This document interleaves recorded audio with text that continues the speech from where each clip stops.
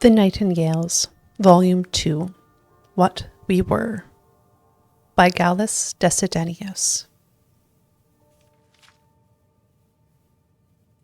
As a nightingale, I feel compelled to place quill to parchment and record my thoughts regarding my knowledge of our order. If one day the nightingales should vanish from Tamriel, then let this tome serve as a reminder of what we once were, and to dispel any rumor or hearsay about our purposes and our motivations. I will attempt to relate the scant bit of knowledge I have of our history to the best of my ability. It is my hope that in the future, someone else may happen upon this writing and amend it in order to expand the record of our existence. Our history begins with a well-known tale. The tome The Real Baranziah 9 mentions that a bard named Nightingale tricked Queen Baranziah into revealing the location of an artifact called the Staff of Chaos, which he later claimed for his own. The story goes on to reveal that Nightingale was a powerful imperial battle mage named Jagar Tharn in disguise, and that he used the staff to imprison Emperor Uriel Septim VII. His ultimate goal was to assume the form of the banished emperor and sit upon the throne in his stead. In actuality, the individual identified as the Bard Nightingale was not Jagar Tharn at all. This master of disguise was a nightingale thief named Draven Indoril.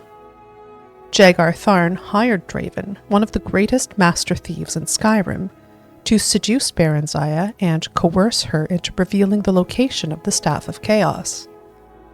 After the staff was given to Jagar Tharn, he attempted to eradicate Draven, but his nightingale abilities aided his escape.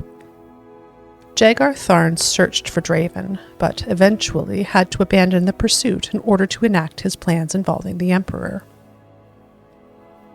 It is interesting to note that history refers to Jagar Tharn as Nightingale well after the point Draven would have vanished from the story. The distortion of actual events is very typical of Baranziah's manipulation.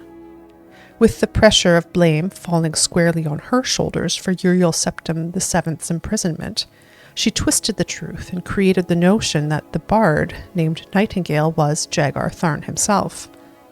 She felt the tale of being enthralled by the master sorcerer held more of a forgiving, if not romantic, notion than simply being seduced by a master rogue.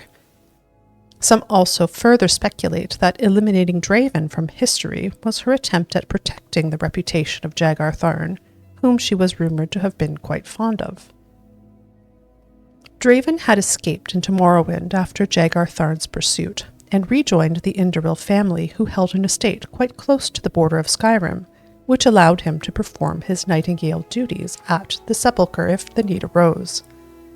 He remained there for many years until the Indoril family began to lose its power and a war between the houses erupted.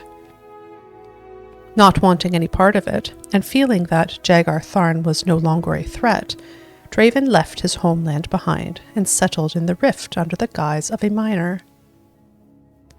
Concurrently with Draven's history, born out of Draven's seduction of Baranziah, the Dunmer Queen eventually bore a child.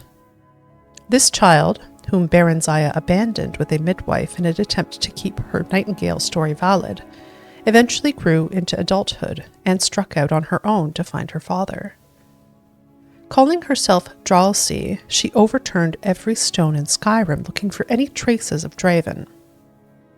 After an unknown number of years passed, she finally located him in a small mining community called Chor's Stone.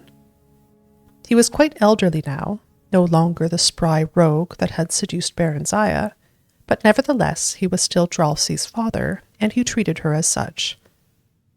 In the remaining years of Draven's life, he imparted the ways of the nightingale to Dralsi, until he finally succumbed to his age.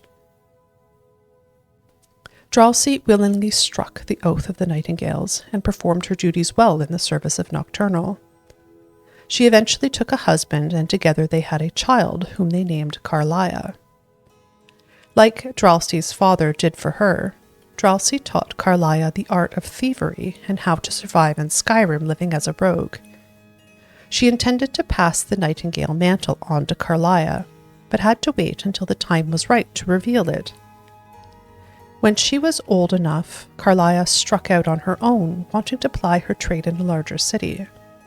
She eventually found her way to Riften and joined the Thieves Guild under my own leadership at the time. As Carlia slowly climbed the ranks in the guild, I watched her progress and saw much of her mother and her methods. After several years passed, I received word that Dralsy had been killed defending the Twilight Sepulchre from a band of mercenaries, and so it became time for the mantle to be passed. I traveled to Nightingale Hall with Mercer Frey, and together we inducted Carlia into the Nightingales. I will relate my own history in my next volume, and perhaps, as I uncover more information, the history of Mercer Frey as well.